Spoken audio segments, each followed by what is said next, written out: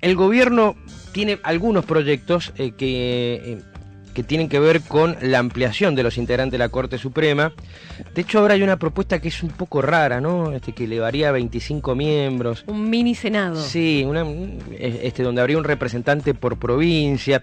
Y hoy el presidente va a juntarse con algunos gobernadores, con todos los gobernadores oficialistas. Esto tendría lugar. Pero hay algunos opositores también, ¿eh? Vamos a ver si van. Bueno. Que estén en Buenos Aires, claro. Que estén en Buenos Aires no quiere decir y que tenga reuniones con él no quiere decir que vayan a participar después de esta reunión. Veremos qué pasa. Vamos a ver, pero lo importante es que lo tenemos y le agradecemos muchísimo el contacto, porque sabemos que está muy lejos. Eduardo Gerón, ex juez y abogado penalista, para charlar de este tema. Eduardo, ¿cómo le va? Gracias por recibirnos, como siempre. Por favor, es un gusto y a disposición, como siempre. El gusto es todo nuestro. A ver, Eduardo, ¿hay que ampliar la Corte Suprema? Realmente es que esto que estamos escuchando no es un mal proyecto. Esto es una aberración, lisa y llanamente una aberración. Porque cuando se habla de reformar un organismo, se lo habla por cuestiones técnicas, pero no por cuestiones políticas. Y esto, la única explicación que tiene por la que el oficialismo quiere reformar la Corte es para que la Corte no falle en contra de Cristina. Entonces han encontrado que el sistema es: ampliamos la Corte a 25 miembros o a los que fuere. Encontraron una explicación, uno por provincia, para que los gobernadores se pongan contentos, entonces cada uno puede nombrar a su pollo y de esa forma tener el apoyo político. Y de paso, Cañazo, cierta impunidad, ¿no, Eduardo? También, porque si ponen a su magistrado allí o a su miembro allí en la Corte, garantiza también la impunidad de ese legislador o de ese gobernador. Es que precisamente es lo único que pretenden la impunidad. Y como la Corte es el órgano máximo de poder judicial en la Argentina, si se aseguran que la Corte no funcione, bueno, qué mejor. Si la Corte va a tener que ser la última palabra en los juicios que hay contra todos los ladrones, contra todos los corruptos. No queremos que la Corte que seguramente va a confirmar las sentencias que hay, sea la que nos juzgue. Queremos que sea otra. Y entonces nada mejor que cambiarla. Y les doy una explicación técnica también, porque esto políticamente les dije que es una aberración, para utilizar una palabra no demasiado fuerte.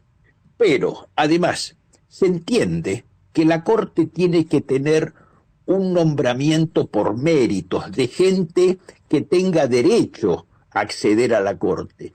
Y no por haber nacido en Buenos Aires o en Formosa o en Santa Cruz o en Mendoza, ya se tienen derechos. No, los derechos se tienen por su trayectoria, por el currículum que ostenta ese candidato. En este momento nosotros estamos viendo que en la Corte hay gente de Santa Fe, hay gente de Córdoba. O sea, la Corte es pluriprovincial en estos momentos, sin que el objetivo haya sido ese.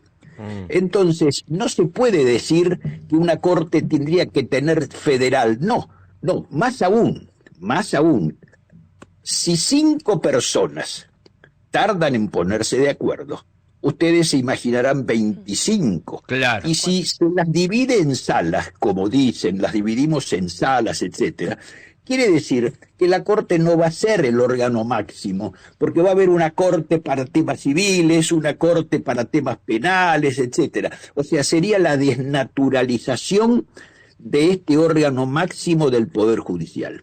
Por eso creo que hay que ser firmes y contestes en que la oposición a esto es exclusivamente para que no se consume un hecho que realmente vaya en desmedro del Poder Judicial, en desmedro de la gente, en desmedro de la calidad de justicia, porque esto es exclusivamente político y se pretende cambiar una Corte que está funcionando bien, pero obviamente no está funcionando bien para el kirchnerismo, porque le está confirmando las sentencias, le está poniendo límites.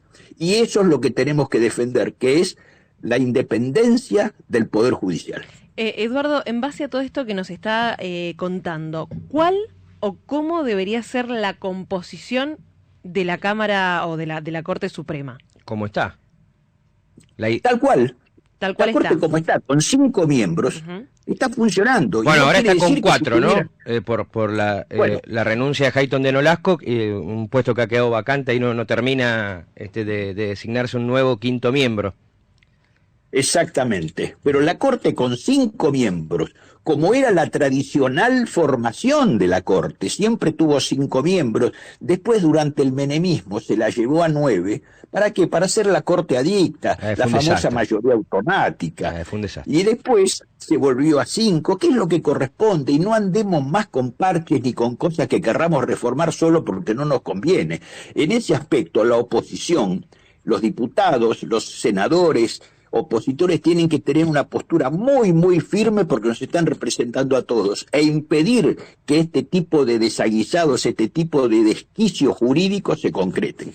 Ahora, veamos algo, Eduardo, quiero indagar un poquito más porque es tan lindo escucharlo y de lo que ha dicho, por supuesto, se desprenden algunas preguntas más. A ver, ¿Cómo no? el gobierno lleva 3 años y sigue sin poder avanzar con el pliego para tener un procurador general de la Nación, que es el jefe de los fiscales, que es el designado por Alberto Fernández, era Rafecas. Tuvo apoyo desde Exacto. afuera de Elisa Carrió, no tuvo apoyo interno dentro del kirchnerismo. Sigue estando Casal en ese puesto. Propuso una serie de reformas, armó un consejo consultivo, no pasó absolutamente nada. Ahora, también da la sensación de que la Corte, así como está, tampoco ayuda, o sea, no es mejor que la clase política. Porque si uno se indaga un poquito, Eduardo, en algunos temas, por ejemplo, la división Lorenzetti y Rosati es tremendo. Las cosas que se dijeron en la previa en Rosario fue un escándalo, inclusive la propia presentación de uno y del otro cuando se tomaron el micrófono, se alteraron el orden que estaba preestablecido, habían quedado en no decirse, y con esto estoy traicionando un off, pero o casi un off, habían quedado en no hacer anuncios y finalmente Lorenzetti los terminó haciendo cuando eran correspondientes a Rosati. La verdad que la Corte está jugando. ¿Por qué se demora tanto, por ejemplo, en decidir sobre el fallo de Capital Federal sobre el gobierno nacional? ¿Qué está esperando un año electoral para tomar ese fallo? Que no es tan complejo. Todo lo que has dicho, Sí. todo lo que has dicho es rigurosamente exacto, pero rigurosamente exacto. Y precisamente la Corte no debería funcionar de esta forma. La Corte debería funcionar con independencia.